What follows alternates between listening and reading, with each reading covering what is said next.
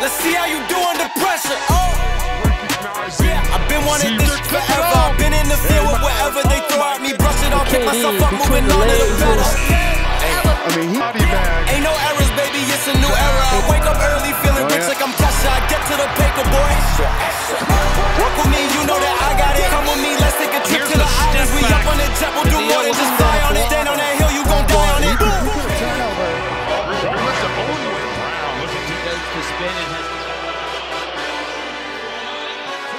Just one step into the paint, and that was it. I have seen him well behind midcourt.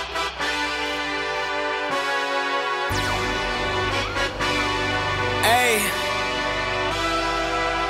yeah, let's see how you do under pressure. Bonjour à tous, très content de vous retrouver aujourd'hui pour une nouvelle vidéo, pour un nouvel épisode de notre série, de notre guide NBA pour la saison 2024-2025.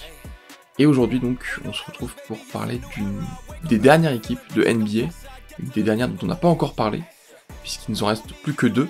On est maintenant dans cette conférence Ouest, et on a parlé il y a 3 jours des Mavericks de Dallas, il y a 2 jours des Rockets de Houston, et hier on a parlé des Grizzlies de Memphis. Et aujourd'hui on va donc s'intéresser aux Pelicans de la Nouvelle-Orléans, les New Orleans Pelicans, qui pour moi, selon moi, joue très très gros cette saison. Il y a des choses très très importantes qui jouent dans cette franchise cette saison. On va expliquer ça plus en détail maintenant. On va déjà parler de la saison dernière. Pour moi, il n'y a pas vraiment d'image de cette équipe la saison dernière, d'image référence. Juste une équipe qui a été globalement décevante, parce que je pense que ça aurait pu être beaucoup mieux, franchement. À un moment, on a déjà parlé, notamment lors de la vidéo avec les Clippers, à un moment, les Pelicans, c'était l'une des meilleures, si c'est pas la meilleure équipe à NBA. C'était très très très très fort ce qu'ils arrivaient à faire. Zion était très très fort, et vraiment, il y a des joueurs exceptionnels dans cette équipe. Il y a un effectif exceptionnel, et finalement, c'est une équipe qui s'est retrouvée à la 6ème position, à la 7ème position, pardon, excusez-moi, donc position play-in, la plus favorable des positions au play-in, sauf qu'ils ont perdu le premier match face aux Lakers. Ça s'est pas joué à grand chose, je me rappelle très bien de ce match, ça s'était pas joué à grand chose, et ensuite ils ont affronté les Kings. On en avait parlé aussi lors de la vidéo avec les Kings, sur les Kings, et donc ils s'étaient imposés, de pas beaucoup là encore, de 7 points je crois, et finalement ils avaient affronté le Thunder, donc premier de la conférence Ouest, puisqu'ils avaient repris cette place de numéro 8, même si c'était 7ème de saison régulière, et ils s'étaient fait sweeper, comme je l'avais annoncé, parce que ils étaient plus dans un très bon mood, je pense, en fin de saison, très fatigués. Alors je vois pas spécialement pourquoi, mais un peu fatigués. Ils avaient fait un bon début de saison, pourtant ils étaient en demi-finale je crois du play-in, et globalement ils étaient plutôt pas mal, hein. Ils étaient dans les 6 premiers pendant très très longtemps, avant de lâcher en fin de saison, face aux Suns d'ailleurs. L'effectif donc de cette équipe, il a pas mal changé.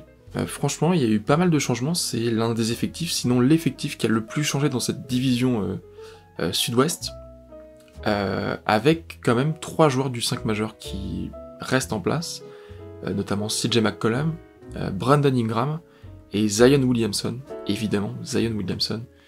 On peut pas ne pas parler de lui quand on fait une vidéo sur les Pelicans. Beaucoup d'attentes autour de Zion. Il y a aussi pas mal de joueurs qui restent, qui sont des bons joueurs. Franchement, les joueurs qui restent sont vraiment talentueux. On a José Alvarado, avec un bon accent espagnol, qui est un très bon meneur backup.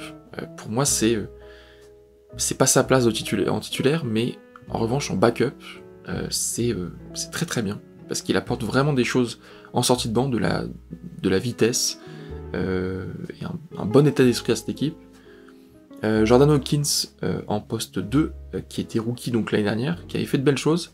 À la fin de la saison, il avait été joué dans l'équipe BIS, l'équipe de J-League. On a aussi Herbert Jones et Trey Murphy, qui sont tous les deux des très bons défenseurs et des très bons joueurs de pénétration, excellents dunkers, qui vraiment sont des bons joueurs de rotation. Là, des joueurs qui potentiellement pourraient intégrer un 5 pendant les playoffs parce qu'il faudrait défendre.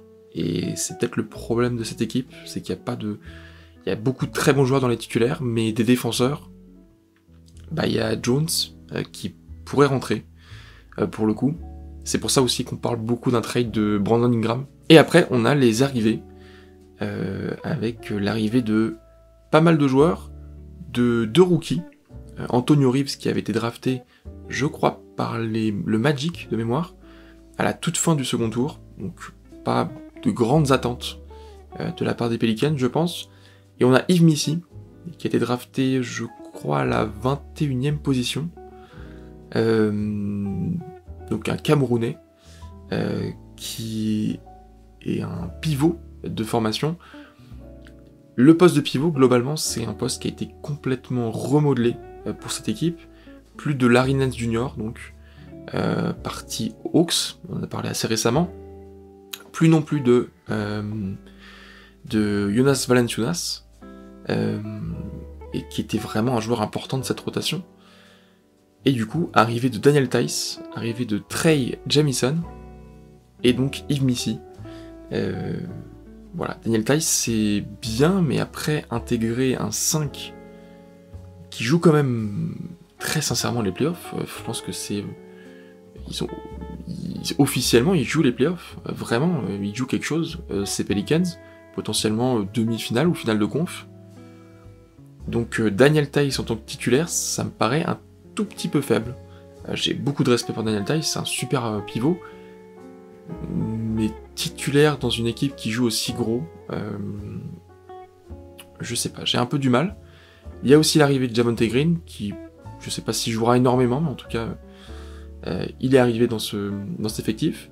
Et surtout l'arrivée majeure, alors je suis désolé, on les voit pas énormément avec le jaune sur le or, sur le doré, mais on a l'arrivée de Dejounte Murray, qui est donc en partie des Hawks. On en avait longuement parlé dans la vidéo des Hawks. Dejounte Murray qui va pouvoir prendre ce rôle de meneur, même si c'est un arrière-meneur, un peu. Mais moi je trouve que c'est une excellente arrivée. C'est vraiment... c'est super que Dejounte Murray soit là. Pour le coup, c'est peut-être le meilleur défenseur de ce 5 majeur, avec Daniel Theis peut-être. Mais voilà, Dejounte Murray, je suis très très fan de cette arrivée. Ça me permet d'avoir envie vraiment de regarder ces Pelicans. Coaché par un Willie Green que j'aime plutôt bien, franchement. C'est un bon coach. Ouais, ces Pelicans, ils me donnent vraiment envie. Ils me donnent un peu l'eau à la bouche. Et surtout, donc, Dejounte Murray, qui est pour moi le joueur à suivre de cette équipe. Qui est un super joueur, qui avait été exceptionnel aux Spurs, qui avait été All-Star en jouant aux Spurs, qui était une des dernières équipes de NBA à l'époque. À Atlanta, il était attendu haut, et malheureusement, ça s'est pas hyper bien passé. Même si lui, il a fait de belles choses, il a mis des buzzer beaters, il a permis à son équipe de gagner des matchs importants pendant les blessures de Trae Young, mais avec Trae Young, ça se passait pas au mieux, en tout cas sur le terrain. Et donc c'est un joueur que j'attends beaucoup. Vraiment, je pense qu'il peut apporter vraiment quelque chose à cette équipe. La seule chose pour cette équipe, c'est qu'il manque soit un vrai poste 3, soit un vrai poste 5. Potentiellement un 3 ou un 5 qui puisse aussi jouer 4 en cas de blessure de Zion. On sait que même si la saison dernière il a joué quand même pas mal de matchs, ça a été assez honorable de sa part, on sait que ça peut se péter souvent Zion. C'est un peu le problème. En tout cas, moi j'attends un Dejounte Murray cette saison très très haut. J'espère que ça va vraiment donner de belles choses. Il peut donner de bons ballons. C'est un joueur qui aime bien faire des triples-doubles. Même si avec les Hawks ça se voyait pas spécialement. Et je l'attends vraiment à la main. Un vrai meneur pour cette équipe des Pelicans. Pour suppléer un CJ McCollum dont on n'a presque pas parlé finalement. Qui est un vrai bon joueur de 3 points. Qui peut vraiment apporter des choses à cette équipe. C'est un peu comme les joueurs qui avaient été ajoutés aux Mavs l'année dernière. C'est un joueur qui peut vraiment faire des choses intéressante dans un collectif, qui est pas le premier go-to guy d'une équipe, mais c'est un bon titulaire, je pense.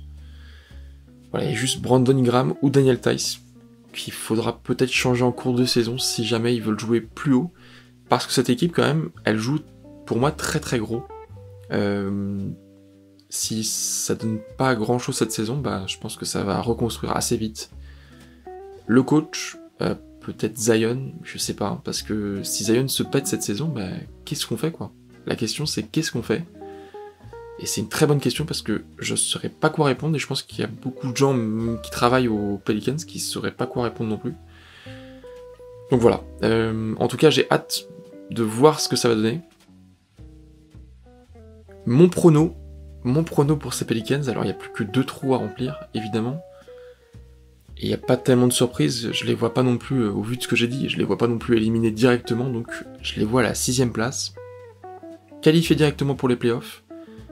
Parce que moi je pense que, un peu comme les Suns, il peut y avoir en cours de saison des apports importants qui vont donner confiance à cette équipe et à ses joueurs. Et j'ai du mal à voir des équipes en dessous, en tout cas que j'ai placé en dessous, arriver au-dessus des Pelicans.